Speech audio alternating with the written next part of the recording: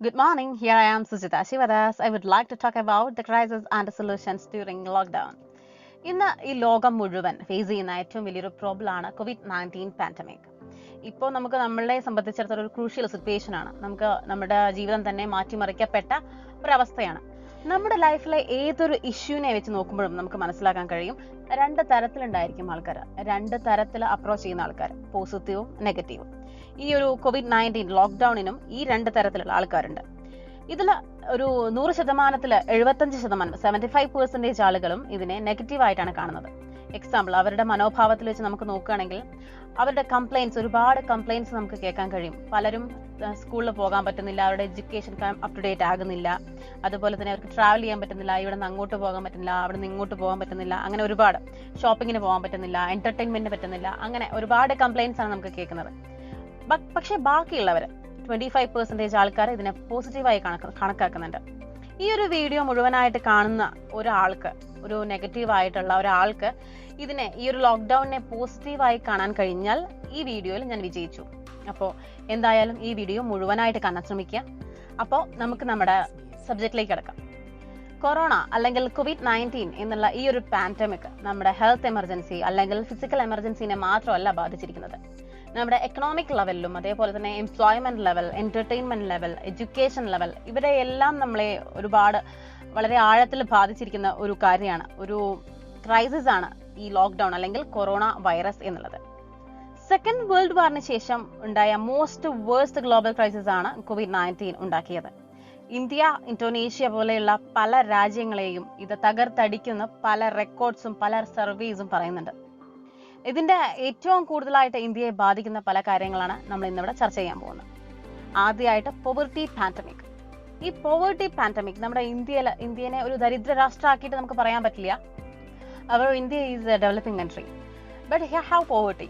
ഇവിടെ ദരിദ്രരുണ്ട്, പട്ടിണി കിടക്കുന്നവരുണ്ട്, വീടില്ലാത്തവരുണ്ട്, homeless people's ഉണ്ട്, എല്ലാവരും ഉണ്ട്.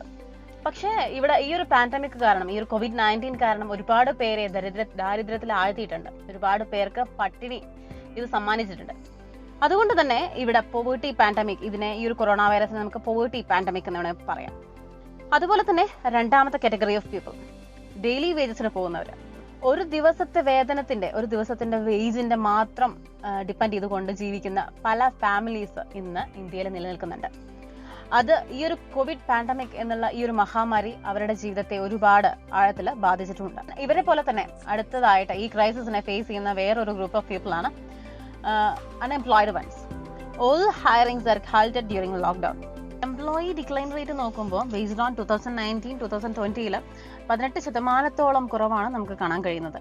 ഇനി നമുക്ക് ലോക്ക്ഡൌൺ നമുക്ക് പഠിപ്പിച്ചു തന്ന ചില ഇമ്പോർട്ടന്റ് പാഠങ്ങൾ എന്തൊക്കെയാണെന്ന് നോക്കാം നമുക്ക്. We learned how to handle the strain of working from home. It changed our routine. അതായത് നമ്മുടെ റൂട്ടീൻ എല്ലാം മാറ്റിമറിച്ചുകൊണ്ട് നമ്മുടെ വീട്ടിൽ നിന്ന് ജോലി ചെയ്യുമ്പോൾ ഉണ്ടാവുന്ന ഫ്രസ്ട്രേഷൻ എല്ലാം മാറ്റാൻ വേണ്ടി ചിലർ മെഡിറ്റേഷൻ, യോഗ ഇതെല്ലാം പ്രാക്ടീസ് ചെയ്യാൻ തുടങ്ങി.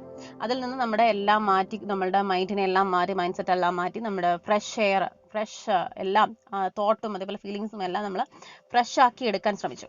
ചിലർ ഈ ഒരു ലേസിനെസ്സിനെ, വീട്ടിലിരുന്ന് ജോലി ചെയ്യുമ്പോൾ ഉണ്ടാകുന്ന ലേസിനെസ്സിനെ ഒഴിവാക്കാൻ വേണ്ടിയിട്ട് തന്നെ ഒരു ദിവസത്തെ സ്യൂഡോ പ്ലേ എന്ന രീതിയിൽ മാനിപ്പുലേറ്റ് ചെയ്തു. ദാറ്റ് മീൻസ് ഒരു ജോബിന് ഓഫീസിൽ പോയി ജോലി ചെയ്യുന്ന പോലെ തന്നെ ഒരു ടൈം ഷെഡ്യൂളൊക്കെ ഉണ്ടാക്കിയിട്ട് അതുപോലെ ലൈഫ് ഡ്രൈവ് ചെയ്യാൻ ശ്രമിച്ചു. ഒരുപാട് പേർക്ക് ജോലി നഷ്ടപ്പെട്ടു. എംപ്ലോയി റിലേഷൻ തിയറി തന്നെ മാറ്റിയിട്ട് അവർ തമ്മിലുള്ള ഒരു എഗ്രിമെന്റ് തന്നെ മാറി, അതിനൊരു ഡിസ്റ്റർബൻസ് വരാൻ തുടങ്ങി. ഇതിനേക്കാളേറെ എനിക്ക് തോന്നിയ വേറൊരു കാര്യമാണ് female bosses are more encouraging എന്നുള്ളത്. ഫീമെയിൽ ബോസസ് അല്ലെങ്കിൽ ഫീമെയിൽ ബോസ് എന്നുള്ള ഈ ഒരു വ്യക്തി അല്ലെങ്കിൽ ഈ ഒരു തസ്തികയിലുള്ള വ്യക്തി വീട്ടിൽ നിന്നുള്ള പേഴ്സണൽ പ്രോബ്ലംസ്, ഫെമിലിയൽ പ്രഷർ, അതുപോലെ തന്നെ ജോബിന്റെ പ്രഷർ, ഇതെല്ലാം സ്ത്രീകൾ എത്രമാത്രം നന്നായി ഹാൻഡിൽ ചെയ്യുന്നു എന്ന് ഓരോ പുരുഷന്മാർക്കും മനസ്സിലായത് ഈ ലോക്ക്ഡൌണിലൂടെയാണ്. ഇനി നമുക്ക് നമ്മുടെ വീഡിയോന്റെ ഇമ്പോർട്ടന്റ് ആയിട്ടുള്ള പാർട്ടിലേക്ക് പോകാം. What's the solutions? ലോക്ക്ഡൌണിൽ നിന്ന് രക്ഷപ്പെടാനുള്ള സൊല്യൂഷൻ, ഈ ഒരു ക്രൈസിസിൽ നിന്നെല്ലാം റിക്കവർ ആവാനുള്ള ഐഡിയാസ്, ഇതെല്ലാം നമ്മൾ പല ചാനൽ ഇന്റർവ്യൂസിലും നമ്മൾ കണ്ടിട്ടുള്ളതാണ്. ഫസ്റ്റ് വൺ, ലോക്ക്ഡൌൺ അല്ലെങ്കിൽ COVID-19 എന്നുള്ള ഈ ഒരു പാൻഡമിക് ഏറ്റവും കൂടുതൽ എഫക്ട് ചെയ്തിട്ടുള്ളത് എക്കണോമിക് ആൻഡ് എംപ്ലോയ്മെന്റ് സെക്ടറിനെയാണ്. ആസ് എ ഡെവലപ്പിംഗ് കൺട്രി ഇന്ത്യക്ക് ഇത് വലിയൊരു ആഘാതം തന്നെ ഉണ്ടാക്കിയിരുന്നു. നമ്മെ ഇത് ഇത്രയേറെ ഇൻസെക്യൂർ ആക്കാനുള്ള കാരണവും നമ്മൾ തന്നെയാണ്. ഫോർ എക്സാമ്പിൾ, ഇന്ന് നടന്നുകൊണ്ടിരിക്കുന്ന ഇൻഡോ ചൈന ഡിസ്പ്യൂട്ട്സ്, ഇതിന്റെ ഭാഗമായിട്ട് ചൈനീസ് ഇമ്പോർട്ടിംഗ് എല്ലാം നമ്മൾ ബാൻ ചെയ്തിരിക്കുന്നു. അത് മാത്രമല്ല Chinese apps, majority Chinese apps നമ്മൾ ഇവിടെ ബാൻ ചെയ്തിട്ടുണ്ട്. ഇനി ഇതിനെല്ലാം കറസ്പോണ്ടിങ് ആയിട്ടുള്ളത് നാം തന്നെ ഉണ്ടാക്കിയെടുക്കണം. How's that possible? ചിരിച്ചിട്ടുണ്ടോ? COVID-19 എന്ന മഹാമാരി ചൈന വിതിൻ 2 months റിക്കവർ ആയത് എങ്ങനെ? ഇത് ഇപ്പോഴും നമ്മുടെ രാജ്യങ്ങളൊന്നും റിക്കവർ ആവാതെ, നമ്മളെ എന്നും തുടച്ചു നീക്കപ്പെടാതെ ഇരിക്കാനുള്ള കാരണം നമ്മുടെ ചിന്താഗതി തന്നെയാണ്. നമ്മുടെ ഇന്ത്യയിൽ, എസ്പെഷ്യലി കേരളത്തിൽ ഒരു ധാരണയുണ്ട്, പുരുഷന്മാരാണ് ജോലിക്ക് പോകേണ്ടത്, സ്ത്രീകൾ always take care of their children at home. ഇതിനൊക്കെ പുറമെ ഈ പറയുന്ന പുരുഷന്മാർ അബ്രോഡ് അല്ലെങ്കിൽ പുറം രാജ്യങ്ങളിൽ പോയി ജോലി ചെയ്യുന്നവരാണെങ്കിൽ അദ്ദേഹത്തിന്റെ മാൻ പവർ കൂടി നമ്മുടെ രാജ്യത്തിൽ നിന്ന് നഷ്ടമാവുകയാണ്. വേറൊരു രാജ്യത്തിന് അവരുടെ മാൻ പവർ നമ്മുടെ രാജ്യത്ത് നിന്ന് ലഭിക്കുകയാണ്. പക്ഷേ in the case of China, അവിടെ ഇതേപോലുള്ള രാജ്യങ്ങളിൽ നമ്മുടെ രാജ്യത്ത് നിന്ന് വളരെ വ്യത്യസ്തമാണ്. അവിടെയാണെങ്കിൽ എന്റർടൈൻമെന്റ് ആപ്പ്, അതുപോലെ തന്നെ അവരുടെ വർക്കിനിടയിൽ ടൈം കൺസ്യൂമിംഗ് ആയിട്ടുള്ള ഒരു തരം സോഷ്യൽ മീഡിയാസും അവിടെ അലൗഡ് അല്ല. ഇതിനേക്കാളേറെ നമ്മളെ ആകർഷിക്കുന്ന വേറൊരു കാര്യമാണ്, ചൈനയിലായാലും ജപ്പാനിലായാലും അവിടെ ഉൽപ്പാദിപ്പിക്കുന്ന ഓരോ കമോഡിറ്റീസും ഇന്ത്യയിലെ വളരെ ചീപ്പസ്റ്റ് ആയിട്ടുള്ള ഒരു പ്രൈസിൽ നമുക്ക് ഇവിടെ ലഭിക്കും. അതിന് വലിയൊരു കാരണമുണ്ട്. അവിടെ ഓരോ ഫാമിലിയിലും എത്ര മെമ്പേഴ്സ് ഉണ്ടോ അവരെല്ലാവരും അവരുടേതായിട്ടുള്ള ഇൻഡിവിജ്വൽ മാൻ പവർ എല്ലാം അവരവരുടെ രാജ്യത്തിനായിട്ട് നൽകുന്നുണ്ട്. ഓരോ അംഗങ്ങളും, ഒരു ഫാമിലിയിലുള്ള എല്ലാ അംഗങ്ങളും അതിൽ പങ്കാളികളാവും. ആ രാജ്യത്തിന് ആവശ്യമുള്ള എല്ലാ സാധനങ്ങളും ഓരോ വീട്ടിലും വരെ, അതായത് ഒരു കുടിൽ വ്യവസായം പോലെ പോലും അവർ നിർമ്മിക്കുന്നുണ്ട്. ഇതിനെല്ലാം ഒരു ഓർഗനൈസിംഗ് പ്ലാൻ ഗവൺമെന്റ് തലത്തിലായാലും അതേപോലെ ഓരോ സിറ്റിസൺ, ഓരോ ഇൻഡിവിജ്വലിന്റെയും മനസ്സിലുണ്ടായിരിക്കും. ഇന്ത്യ എപ്പോഴും അൺഎംപ്ലോയ്മെന്റ് എന്നുള്ള ക്രൈസിസിനെ നേരിടുന്നെന്ന് എപ്പോഴും പറയുന്നുണ്ട്. അപ്പോൾ ഇവിടെ കൊറോണ വൈറസ് അല്ലെങ്കിൽ ഒരു ലോക്ക്ഡൌൺ വന്നപ്പോൾ അതിന് കുറച്ച് ഇൻക്രീസ് വന്നു എന്ന് മാത്രമേ നമുക്ക് പറയാൻ കഴിയുള്ളൂ. അതിന് മുൻപ് തന്നെ നമ്മുടെ നാട്ടിൽ അൺഎംപ്ലോയ്മെന്റ് എന്നുള്ള ഒരു ക്രൈസിസ് നിലനിൽക്കുന്നുണ്ട്. അപ്പോൾ ഇവിടെ അൺഎംപ്ലോയ്മെന്റിന്റെ കാരണം എന്താണ്? അത് അൺഎംപ്ലോയ്മെന്റ് അല്ലെങ്കിൽ ജോലി ഇല്ലായ്കയല്ല, അതിനുള്ള മെന്റാലിറ്റി ഇല്ലായ്കയാണ്. ഫോർ എക്സാമ്പിൾ, ഇന്ത്യയിൽ ഇപ്പോൾ പെട്രോളിന് വില കൂടിക്കൊണ്ടേയിരിക്കുകയാണ്. അപ്പോൾ അതൊരു പെട്രോളിയം എന്ന് പറയുന്നത് ഒരു നോൺ റിന്യൂവബിൾ എനർജിയാണ്, നമുക്ക് എല്ലാവർക്കും അറിയാം.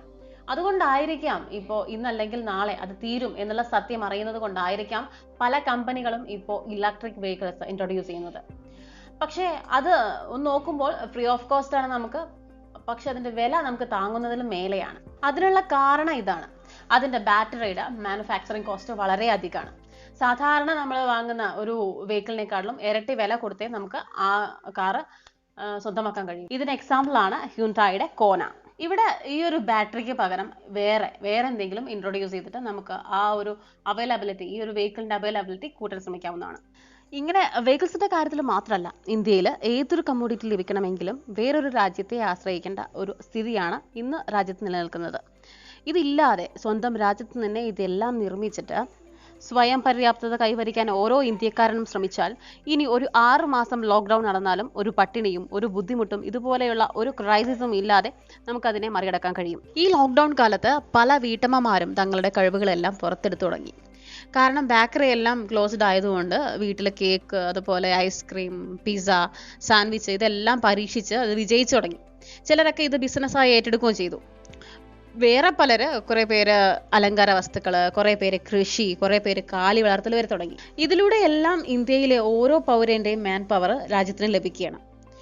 ബട്ട് ഇതൊന്നും ഒരു രാജ്യവ്യാപകമായി തുടങ്ങിയ ഒന്നല്ല. ഇതിൽ നിന്നൊക്കെ രാജ്യവ്യാപകമായി തുടങ്ങുകയും വേണം. അതുമാത്രമല്ല, ഈ കൃഷി അതുപോലെ കുക്കിംഗ് ഐറ്റംസ് നിന്ന് വിട്ട് കുറച്ചും കൂടെ വൈഡായി ചിന്തിച്ച് ഇൻഡസ്ട്രിയൽ ഏരിയയിലേക്ക് നമുക്ക് നമ്മുടെ ചിന്താഗതിയെ ഉയർത്തിക്കൊണ്ടുവരണം. എന്നിട്ട് അതെല്ലാം രാജ്യമൊട്ടാകെ വ്യാപിപ്പിച്ചിട്ട് ഒരു രാജ്യത്തിന്, നമ്മുടെ രാജ്യത്തിന് വേണ്ട, രാജ്യത്തിലെ പൗരന്മാർക്ക് വേണ്ടതെല്ലാം ഈ രാജ്യത്ത് തന്നെ ലഭ്യമാക്കാനുള്ള രീതിയിൽ നമ്മൾ വഴിയൊരുക്കണം. ഇപ്പോൾ ഈ വീഡിയോ കാണുന്ന പലരും ഇതിനെക്കുറിച്ച് ചിന്തിച്ചവരായിരിക്കും.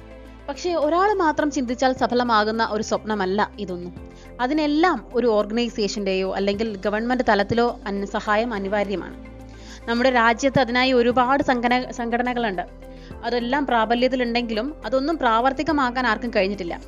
കേരളത്തിലെ കാര്യം നോക്കുകയാണെങ്കിൽ തന്നെ 1998 കുടുംബശ്രീ ആരംഭിച്ചത്. പക്ഷേ ഈ സംഘടനയുടെ രൂപീകരിക്കുമ്പോഴുണ്ടായിരുന്ന ആ ലക്ഷ്യം പൂർത്തിയാക്കിയത് ഈ അടുത്ത കാലത്താണ്. നാം ലക്ഷ്യമിടുന്ന പോലുള്ള ഇന്ത്യ വാർത്തെടുക്കാൻ ഇതുപോലുള്ള സംഘടനകളുടെ രൂപീകരണം അനിവാര്യമാണ്.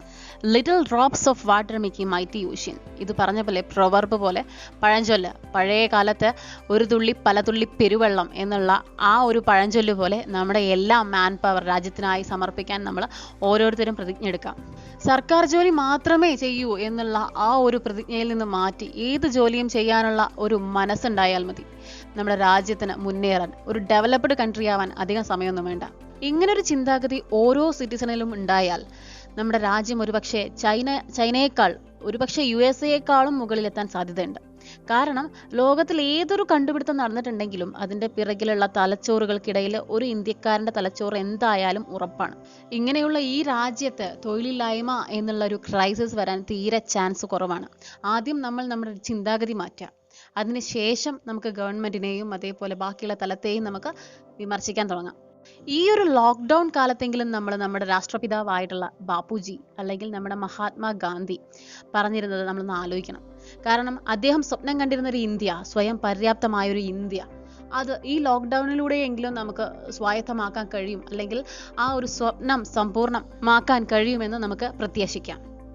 Anyway, good luck to whole citizen of India to be the part of a great and smart India. Thanks for watching my video. എൻ്റെ വീഡിയോ നിങ്ങൾക്ക് ഇഷ്ടപ്പെട്ടെങ്കിൽ ലൈക്ക് ചെയ്യുക, നിങ്ങളുടെ അഭിപ്രായങ്ങളും നിർദ്ദേശങ്ങളും കമൻറ്റ് ചെയ്യുക. ഇതുപോലുള്ള വീഡിയോസ് ഇനിയും കിട്ടാൻ നിങ്ങൾ ആഗ്രഹിക്കുന്നുണ്ടെങ്കിൽ സബ്സ്ക്രൈബ് ചെയ്യുക. Thank you.